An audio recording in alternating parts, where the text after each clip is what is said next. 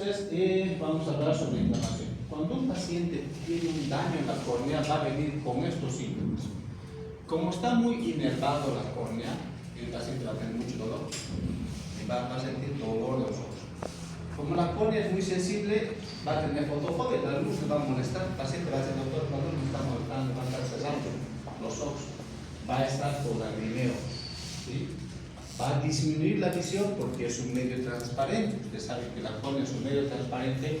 Si la córnea se inflama, si un medio transparente se altera, siempre va a haber disminución de la visión, como se le indica. Y blefarospasmo, el paciente no va a querer abrir los ojos. Lo que prefiere es cerrar los ojos porque le molesta mucho la luz, la alegría, vuelve a estar. Entonces, cuando un paciente viene con esos síntomas, ustedes algo tienen en su cuerpo, está inflamado. Y cuando esta córnea se daña, ¿qué va a provocar? Va a provocar una alteración en la transparencia. Fíjense, opacidad, glaucoma. ¿Sí? Va a generar alteración de la elasticidad, lo va a fibrosar a la córnea, lo va a mover más líquido. ¿Sí? Por otro lado, va a disminuir el calibre, el grosor de la córnea. Ustedes se fijan aquí, este es el grosor y aquí está adelgazado. ¿Sí? Entonces, eso es lo que va a generar los signos inflamatorios de la córnea. ¿Cómo se clasifica? ¿Qué es lo que va a causar daño en la córnea? Las infecciones. Cualquier agente infeccioso, ya sea bacteria, virus, hongos, parásitos, van a provocar daño a la córnea. Y las no infecciosas son las enfermedades autoinmunes. ¿Sí? Estas bacterias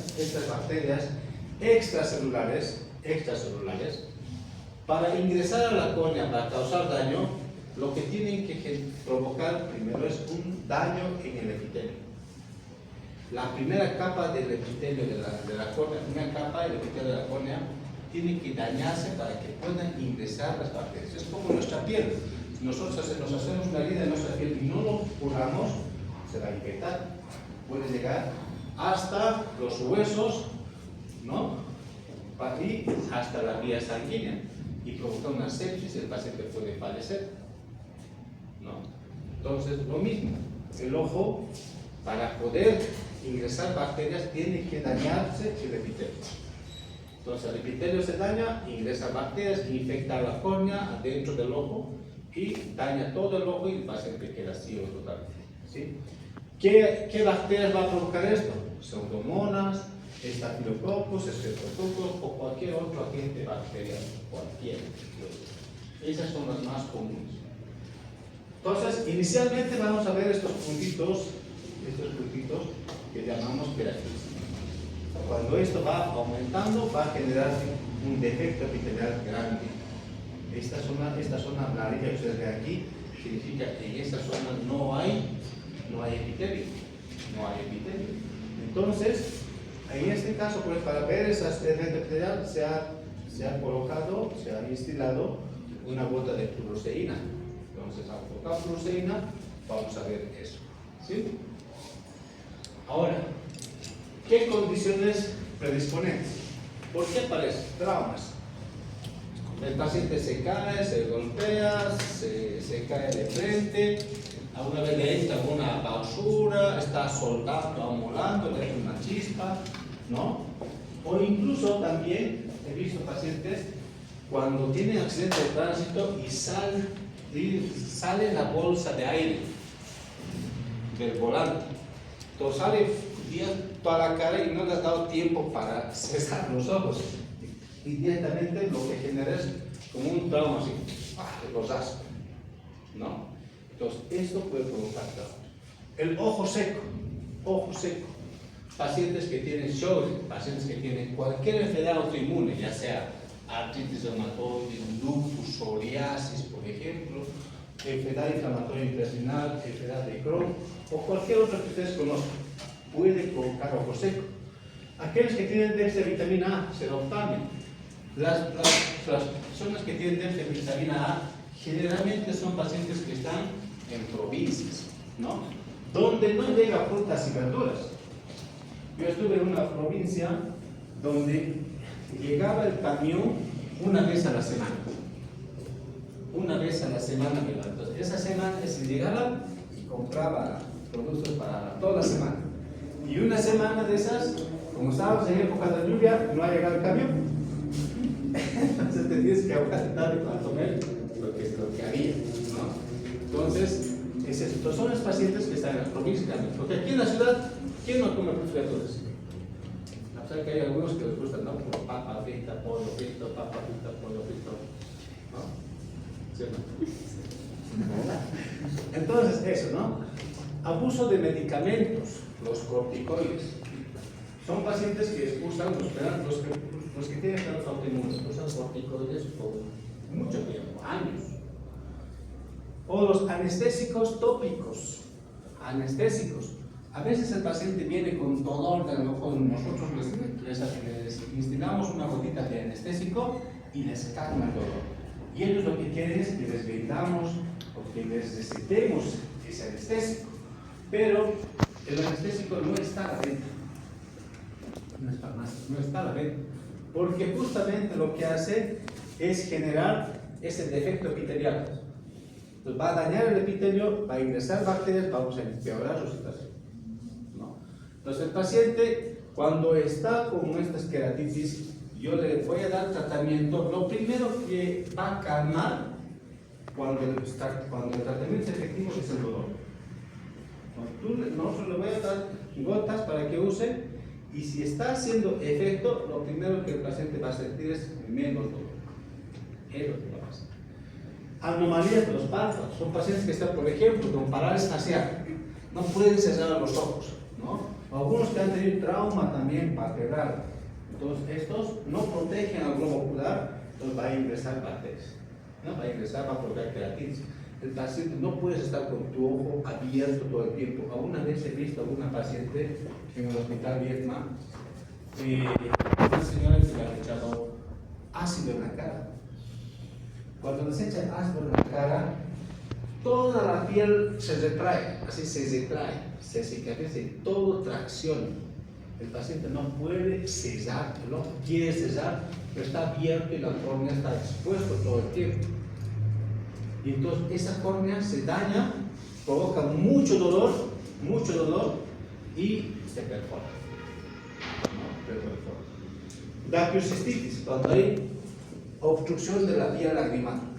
Cuando hay obstrucción de la vía lagrimal, luego llevaremos la vía lagrimal, entonces se acumula secreción purulenta en la vía del conducto lágrimo-nasal. Entonces, esa secreción purulenta puede provocar también este daño. Queratitis herpética, los herpes, o los conjuntivitis bacterianas, o las alergias también pueden provocar. Algunas veces, los pacientes que están, los mayorcitos, los diabéticos, desnutridos, los que tienen inmunodeficiencia, los que tienen VIH, por ejemplo, los que tienen neoplasias, cánceres, los que son prematuros, los que son alcohólicos o los que están en coma, también son predisponentes a tener daño en la córnea. ¿Sí? Entonces el paciente va a tener todos los síntomas que les dije, dolor, me raspan, y eso es debido al daño de la córnea. Entonces fíjense, inicialmente pasa estos puntitos amarillos no le dan importancia y se genera una úlcera blanca, fíjense. Entonces la infección ha llegado a la córnea y ha ingresado dentro. Las cosas son que aquí hay hipopio, aquí hay mucho más hipopio. Entonces cuando un paciente llega en estas condiciones, o cuando ustedes vean a un paciente en estas condiciones, en la provincia donde estén, porque van a ser provincias también, van a administrar gotas, lo que tengan antibióticos, lo que tengan a mano, ya sea gentamicina o clorafenicol, por ejemplo, ¿no? Los dos medicamentos también se tienen en la mano. Ustedes le dicen al paciente que use cada media hora hasta que venga al hospital. No se va a intoxicar. ¿Sí? Cada media hora de la gota, porque necesitamos controlar la infección lo más antes posible. Porque esto es grave. Si no se controla, lleva hasta la ceguera, hay que vaciar el globo ocular, ¿no? A eso llamamos evisceración. Cuando vaciamos el contenido del globo ocular, dejamos solamente la esclerótica, con sus músculos extraoculares sobre la esclerótica, ¿no?, insertados, llamamos evisceración. Enucleación es cuando yo saco todo el globo ocular, corto los músculos que lo mantienen al globo ocular y corto el nervio óptico y saco todo el globo ocular. Ahora, exenteración es cuando tengo que sacar párpados, globo ocular y dejo solamente la órbita, solamente la parte ósea dejo libre. Y eso se realiza cuando es neoplasia, ¿no? Entonces, en estos pacientes siempre se debe tomar muestra. En esos pacientes que tienen una úlcera bacteriana, siempre se debe tomar. Lo primero, antes de dar tratamiento con antibióticos, siempre cultivo antibiograma. Cultivo antibiograma para bacterias y para hongos. Hay que colocar bacterias y hongos. Hay algunos hongos que crecen a las 3 semanas. Recién se reporta a 3 semanas. Las bacterias en 48 horas crecen y a los 3 días, a las 72 horas ya le están dando un reporte. ¿Sí? Pueden hacer también tinción de Gram, tinción de Ziel-Nielsen, ¿no? Para ver si hay bacterias o hay hongos. Entonces, solamente con tinción se puede saber, ver a qué hongos. Esa tinción no nos va a decir qué tipo de hongos es. Nos va a decir, pero hay hongos. En la tinción de Gram va a decir, si hay diplococos, ¿no? Hay estreptococos en cadenas, o no va a decir, ¿no? O cocos. Entonces, nos va a dar una lección, pero no nos va a decir qué bacteria es, solo nos va a decir, de tal familia está creciendo, nada más. Se ve que hay tal. Y solo el cultivo es lo que nos va a dar el resultado definitivo. Y de acuerdo a eso, pues damos un tratamiento más específico. Pero, si el paciente, hay pacientes que vienen ya medicados, ya con gotas, igual tomamos muestra y algunas veces nos sale el resultado, otras veces, muchas veces no nos sale el resultado, todos nos salen negativo, no crece nada. Es porque ya se subió el tratamiento. ¿Sí? ¿Qué debemos hacer? Eliminar todos los bacterianos, o sea, cuerpos extraños, que le entró una chispa, una madera, un vidrio, por ejemplo. Una vez nos operó un paciente con un vidrio que le dio al ojo, se ha infectado todo el ojo, pero ha salido, está mucho mejor. Pero el vidrio, ¿qué estaba haciendo? Estaba quemando arbustos, y de repente algo se reventaba de ahí y ya está sopa. Era un objeto, era un vidrio que le dio al ojo, está perforado, ¿no? Cuerpos, lentes de contacto. Los lentes de contacto, pues son, les dije, ¿no? Higiene sobre todo. Para disminuir el dolor del paciente, debemos de usar colirios ciclopléjicos, hacer que el cuerpo ciliar se paralice, que los músculos del cuerpo ciliar se paralicen. A eso le llamamos colirios ciclopléjicos. Dentro de eso están atropina y ciclopentolato. ¿Sí? ¿Qué antibióticos vamos a usar? Antibióticos que realmente usamos vancomicina, amicacina, ceftazidima. Esos son colirios que los vamos a preparar nosotros. Los preparamos porque no viene para uso oftalmológico, no viene. Solamente viene en frascos, nosotros diluimos para aplicar en el ojo. Pero también tenemos quinolonas, ciprofloxacina, levofloxacina, moxifloxacina, gatifloxacina, podemos usar. ¿Sí? No hay que ocluir. El paciente está mejor tapado los ojos ahí, y le tapamos hasta se siente mejor porque la luz no le molesta tanto, entonces se siente mejor. Pero si nosotros tapamos, generamos más calor en esa superficie y por tanto vamos a hacer que crezca más bacterias. Yo prefiero que esté abierto, que esté pastallado y que con el lagrimeo vaya saliendo un poco de bacterias. ¿Se puede hospitalizar? Pues sí, en algunos días hay que hospitalizar para recibir tratamiento venoso, pero al ojo llega muy poquito antibiótico por la vena. Muy poquito.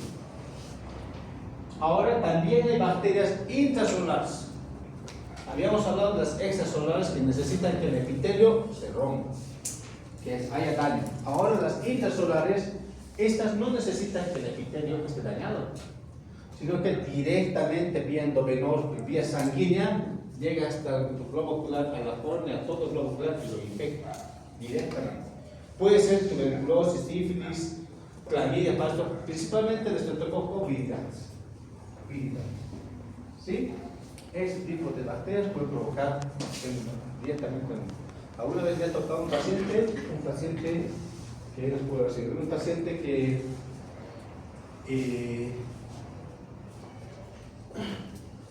se ha hecho extraer la muela, el diente, el tercer molar superior, y a los 2-3 días se ha empezado a hinchar, ha empezado la bacteria y por una celulitis orbitaria pues ha ingresado hasta el globo ocular y ya ha quedado el paciente seco.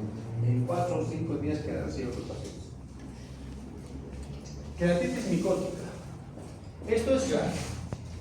Esta patología es grave. Está asociado casi siempre a un trauma vegetal. Entonces, aquel paciente que les diga, doctor, me ha llegado una rama de árbol, una planta en mi ojo, no sé, la hoja de una planta, ¿no?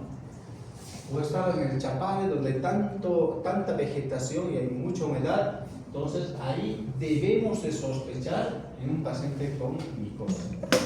Sí, que es un desagusto con micosis. Puede ser Aspergillus, Fusarium, Candida, cualquiera. Un tipo nos va a decir qué tipo de hongo es y qué condiciones hacen que aparezca más rápido. Pues los inmunodeprimidos, Shoren, Beatriz, somos secos, los que están trasplantados, los que usan corticoides. Y las infecciones igual, es un infiltrado en la córnea, va a dañar muchísimo la córnea, el pronóstico es grave porque solo tenemos un antifúngico en Bolivia. El voriconazol, el único antifúngico en Bolivia, en gotas para los ojos, no hay más. Entonces, imagínense si les llega un paciente con hongo. No es como las bacterias tenemos moxifloxacina, gatifloxacina, tal, tenemos, no sé, tenemos gentamicina, clorfenazol, levodopa, tenemos muchas opciones. Pero en especies con hongos no. Virus. Cuando son virus hay dos formas. O es el epitelio que daña el epitelio, la capa más superficial, o el estroma, la capa media. Cuando es epitelial, tiene esta forma dendrítica, como ustedes ven, como si fuese una dendrita. Eso es típico de un herpes. Se ve esto y ya, es herpes. Mira, ¿sí? Vemos ahí otro. Y cuando es estromal, afecta el estroma, produce en forma de disco, llamamos disiforme. ¿Sí? En estos pacientes se aplica cloridio, no viene con un ungüento de aciclovir 5 veces al día. 5 veces al día. ¿Sí? Ahora también el herpes zóster puede provocar daño a nivel del globo ocular. El herpes zóster, el virus varicela zóster, ¿en quiénes aparecen? Los que están con déficit inmunológico, diabéticos, pacientes con neoplasias, pacientes estresados. Entonces, genera estas ampollas, costras, que no van a pasar la línea media.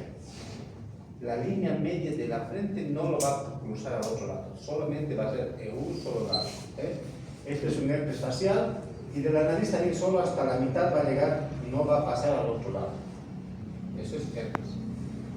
Afecta a la cara, a los párpados, al globo ocular, puede provocar ptosis palpebral, puede provocar conjuntivitis, episcleritis, va a llevar luego, uveitis, inflamación del globo ocular. Puede elevar la presión intraocular, hipertensión ocular. Puede hacer que la presión intraocular se eleve más de 40, 50 y el paciente esté con mucho dolor.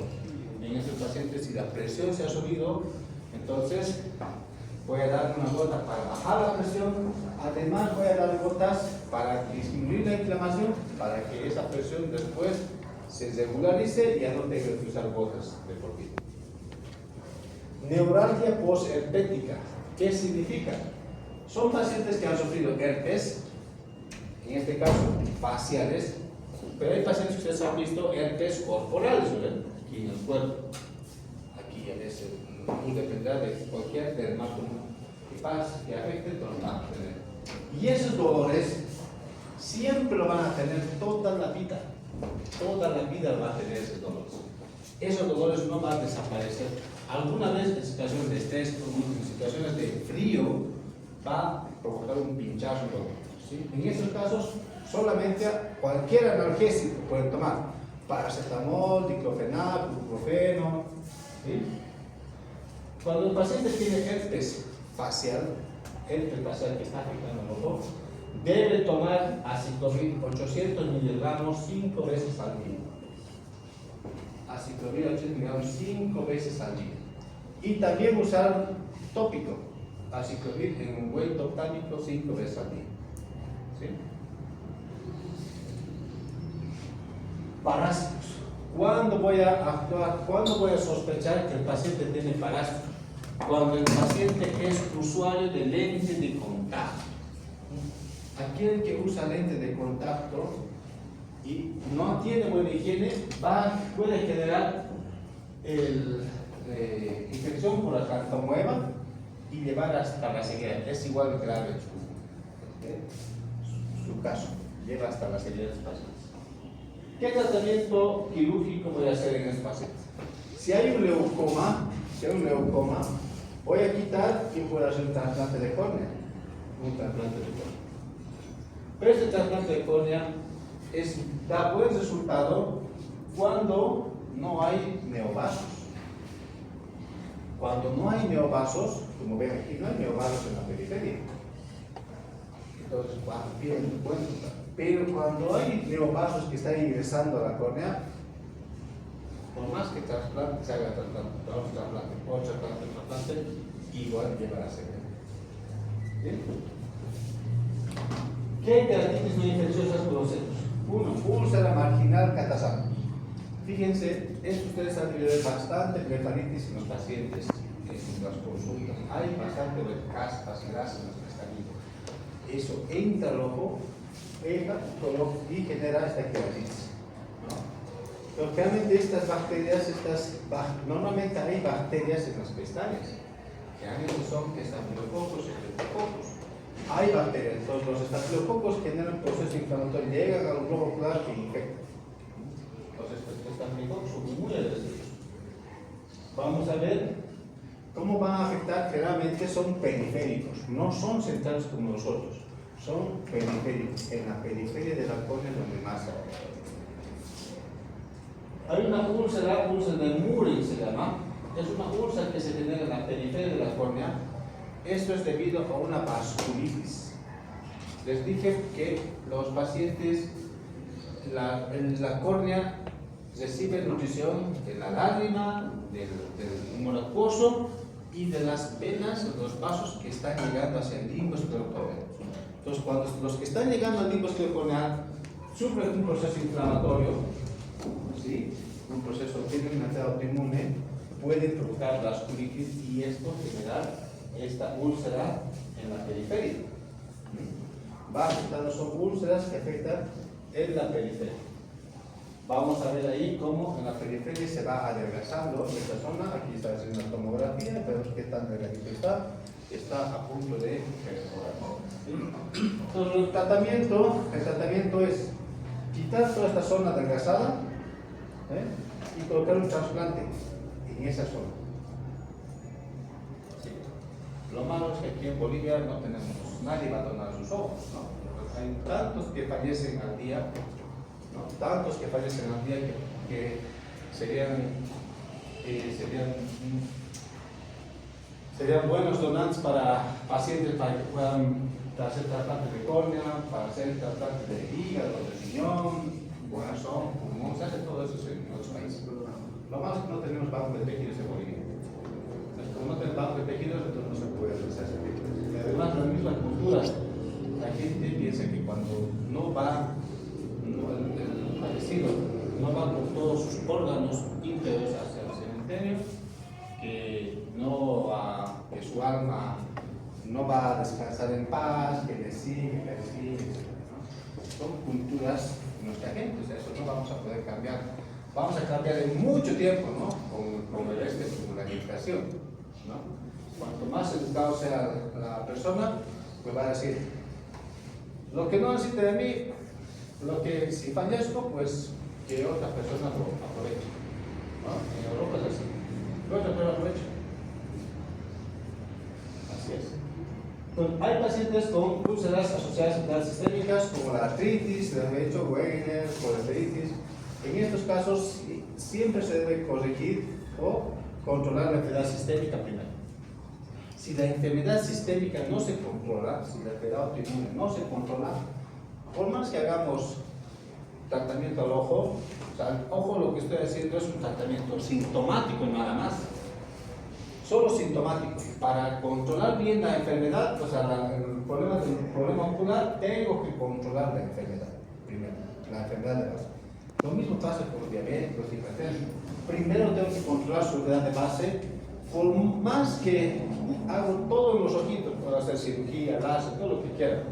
Si no se controla la enfermedad sistémica, igual quedan ciegos. No. Entonces, lo mismo en esta enfermedad. Degeneraciones distrofias. ¿Qué significa? Son opacidades corneales que están en la periferia, que aparecen con el tiempo sin necesidad de ningún estímulo, espontáneamente. Son bilaterales, casi similares en ambos lados, y tenemos de todos estos. El más común es el arco senil o querontoxon, y el otro es el queratocón. Los demás son más raros, ¿sí?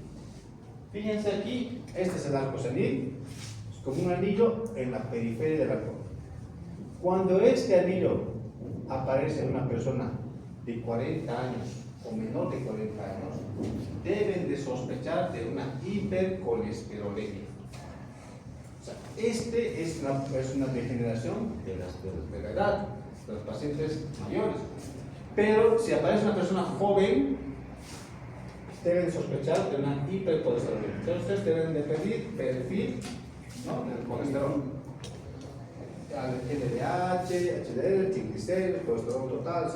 Eso, ¿sí? Se depositan amiloides en la córnea, hay otras degeneraciones, se van apareciendo opacidades en el estroma, o aparecen una opacidad central así, de un extremo a otro extremo.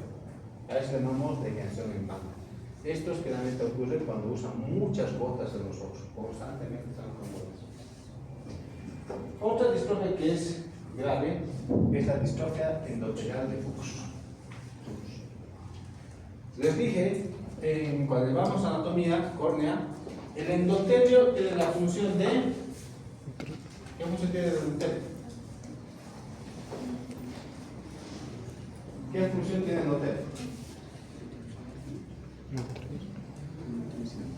Regula la entrada de agua a la córnea porque está en contacto con el humor acuoso. Entonces, como hay tanto humor acuoso, lo que hace el endotelio es regular la entrada de agua a la córnea. Son células hexagonales. Estas células, cuando hay en poca cantidad, se edematiza la córnea. Se edematiza. Entonces, eso es lo que pasa. Fíjense, cuando hay, estas son las células endoteliales, cuando hay pocas células endoteliales, estos orificios significa por ahí está ingresando directamente el humor acuoso hacia la córnea. Por lo tanto, se va a edematizar, casi va a disminuir la visión y va a estar con una visión borrosa, ¿no? Va a generar así. Tengo un paciente, por ejemplo, que tiene así. Está operado de catarata, todo perfecto, pero está viendo borroso. Porque justamente el endotelio está muy bien. ¿Sí? Entonces, ¿qué se hace? Se hace un trasplante de endotelial. Quito ese endotelio y coloco de otra persona. Y con eso, nuevamente, su córnea se va a volver transparente. ¿Sí? No hacemos esta boquita tampoco, ¿eh? Se puede hacer, pero no tenemos banco de ojos o banco de tejidos.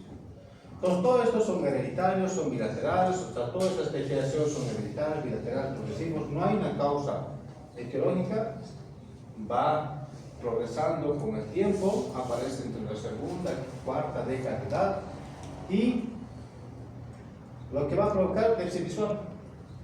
Como la córnea se edematiza, siempre va a haber una alteración de la opasa, ¿no? En el queratocono. Esta es otra enfermedad en la cual hay un adelgazamiento del grosor de la córnea. ¿Por qué se adelgaza? Un factor principal para el queratocono, para generar el queratocono, es el frotamiento de los ojos. ¿Quieren hacer la prueba? Frótense toda la vida y después se van a generar un adelgazamiento. Es como hacer esto, ¿no? Si yo hago todo el tiempo, froto, va a llegar un momento en el cual va a disminuir el grosor de esto, ¿no? De nuestra córnea, fíjense, son 500 micras, medio milímetro. Entonces frotan, adelgazan y se va generando una alteración, distorsión. Por tanto, el paciente va a tener disminución de la visión, va a bajar su visión, su lente va a ser mucho más alto, su astigmatismo va a ser muy elevado, y su visión se va a tener. Entonces, son pacientes que tienen ese aspecto de cono. En la tomografía corneal vamos a ver estas zonas que son zonas de adelgazamiento. Aquí, por ejemplo, tiene 487 micras, aquí tiene 500, entonces va adelgazándose. Entonces, inicialmente los pacientes, lo que se puede hacer es colocar unos anillos para estabilizar, traccionar un poquito la córnea y que pueda ver mejor. Pero si esto no resulta, el siguiente paso es trasplante de córnea. Trasplante de córnea. Como ven aquí, el resultado es bueno. El resultado es bueno. Es bueno el resultado. Pero también en manos que están haciendo constantemente este tipo de cirugía. Como aquí no llega córneas, entonces operan, a veces hay doctores que operan 1 o 2 al año. Pues el resultado no va a ser tan bueno que aquellos que estén operando todos los días. Entonces hay que buscar un lugar donde estén operando constantemente, ¿no? Traumas. Puede haber traumas por cuerpos extraños pequeños, ¿no? Vegetales, insectos, metales, como ustedes ven aquí, ¿sí? Cuerpos extraños comunes. Puede ser por contusiones, por golpes, se golpea. Usted sabe que en nuestro medio los jóvenes son muy gallitos y basta que le una cosa al otro, ya se da, ¿no? Eso es lo que pasa. Pero en el exterior, a ver, en Europa, en Estados Unidos, ahí, difícil que te golpees. Se empieza a gritar, todo se puede decir cara a cara, pero no se golpea. Porque el primero que da golpe, procesos, abogados, tienen que pagar, ¿no? Todo. Entonces, es el gasto económico es grande. Piensa aquí, le pagas al policía, lista sale. ¿No? ¿Es así o no? Así es. Perforaciones, ¿no? Puede haber perforaciones de la córnea. El paciente queda a veces bien daña tanto su ojo, queda en ese estado.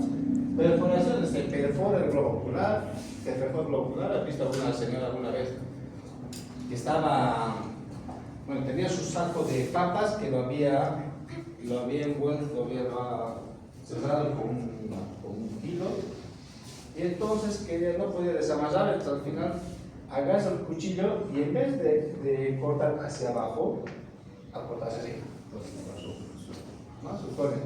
Y su córnea cortada de un extremo a otro extremo. Y justo puede ser, también afecta la visión. Luego, agentes. La luz, calor, el frío causa daño a la córnea. La luz fuerte, aquellos que están soldando, los soldadores, no se protegen. Ustedes a mí están cierran su ojito y están haciendo eso. No se protegen. O aquellos que en el calor van al Salar de Uyuni, por ejemplo, no se llevan gafas oscuras, ese es el reflejo del sol sobre la sal y llega a los ojos y los quema. El frío también causa mucho daño. Los químicos, cualquiera, ya sea ácidos, álcalis, en los ojos también causa. Todo causa daño a los ojos, algo que no sea un producto exclusivamente para ojo, va a causar daño. Alguna vez un paciente me decía, se había comprado un líquido para los hongos de sus uñas. Entonces era como una gota, ¿no? Una gotita, así un frasquito, gotero. Y se ha equivocado, pensaba que era su gota, que era para su ojo. Entonces ya coloca esa gota y la ha quemado. Ahora pacientes, por ejemplo, igual, traumas oculares. Cuando ustedes en sus habitaciones, no todas las habitaciones tienen la luz al lado de su cama. ¿Verdad? Porque algunos tienen, aquí está su cama, y aquí tienes apagas esto y apagas todo. Otros tienen allá, como está allá. Aquí está su cama y su allá. Entonces decía el caballero, ¿no? Los perros han empezado a ladrar. Entonces hay algo por algo, los perros están ladrando. Ha salido, todo está oscuro, se ha tropezado y con la manidera se ha golpeado solo. Entonces, estaría de nuevo. Entonces, hay que tener mucho cuidado. Si está todo oscuro, caminen con cuidado, despacio, porque saben, puede haber algunas cosas ahí y con las cuales se puede tropezar. ¿Ya? Tumores, los tumores exclusivamente en los ojos, no hay un tumor exclusivo de la córnea. Todos los tumores que están en la córnea, como ven aquí, son son secundarios de la conjuntiva. Aparece la conjuntiva y ese tumor va ingresando y va afectando al epitelio de la córnea. Entonces lo que hay que ver es sacar todo ese tumor con una zona limpia, sin tumor, mandar al patólogo y no olvidar qué tipo de tumores para poder hacer tratamiento. Se puede usar gotas nada más, como también hay tumores como, no sé, melanoma. Todos los lunares que ustedes ven en las conjuntivas, hay algunas personas que tienen lunarcitos en su ojo, en su globo ocular, ¿no?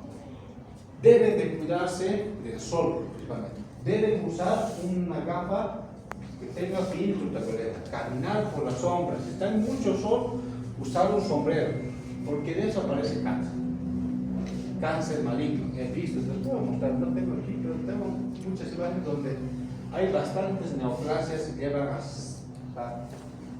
quedar ciegos completamente. Y a veces el paciente de la provincia llega con un tumor que toda la cara.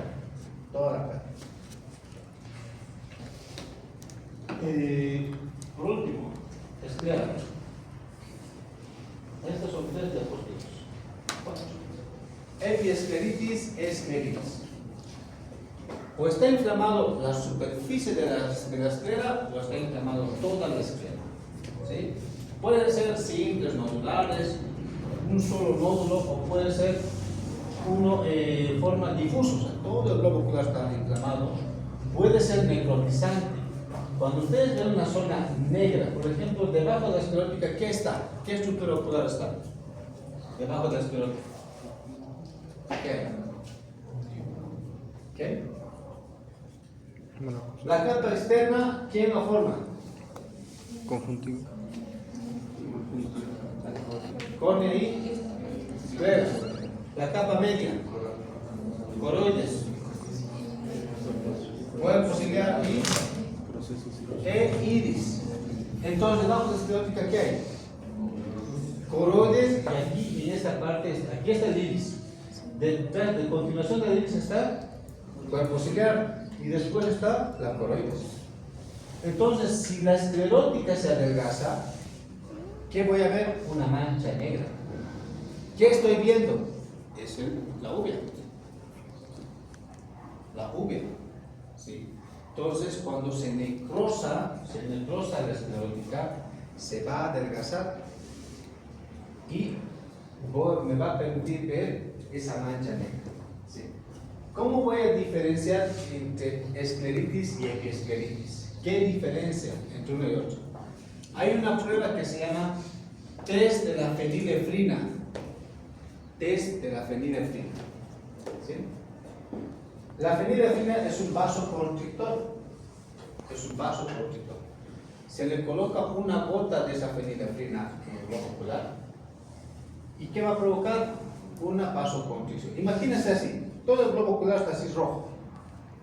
Como ven aquí. Le coloco una gotita de fenilefrina y se va a ver así. Incluso este rojo se va a ver todo blanco. Si se vuelve todo blanco, significa que el paciente tiene epiescleritis. Si el paciente todavía queda en una zona roja, significa que tiene escleritis. Test de la fenilefrina positiva significa que todavía queda rojo. Test de la fenilefrina negativa significa que todo se vuelve blanco. Entonces, test de la fenilefrina negativa, epiescleritis. Test de la fenilefrina positiva, escleritis. Esa es la diferencia. O sea, ¿yo cómo voy a saber qué es escleritis, epiescleritis? Colocando, administrando una gotita de fenilefrina o epinefrina también si quieres. Epinefrina, fenilefrina son vasoconstrictores. Si se vuelve todo blanco, epiescleritis. Si se vuelve una mancha roja, todavía queda una zona roja, escleritis. ¿Y a los cuántos minutos tengo que controlar? Me coloco una gotita, debo esperar 5 minutos. 5 minutos. Después de 5 minutos se debe valorar esto. ¿Sí?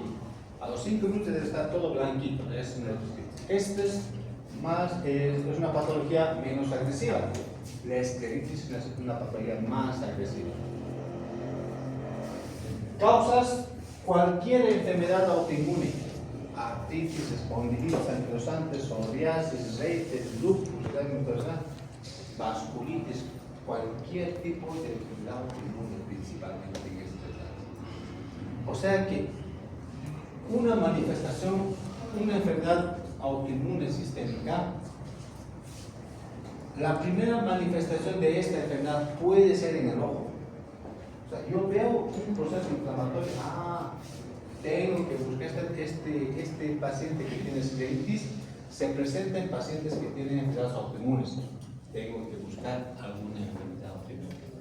Puede ser que en ese momento no lo logre identificar qué enfermedad autoinmune es, pero con el tiempo el paciente desarrolla esa enfermedad autoinmune.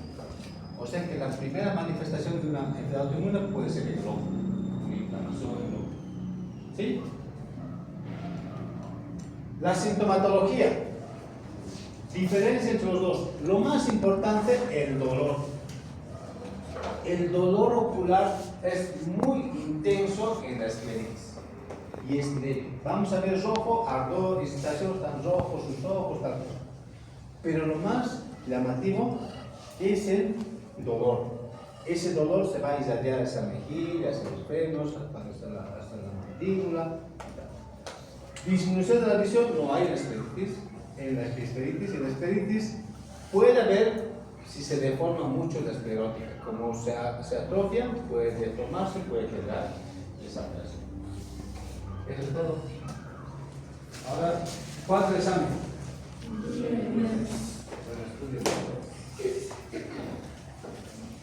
El examen voy a mandar un día, unas horitas antes para que el Álvaro no...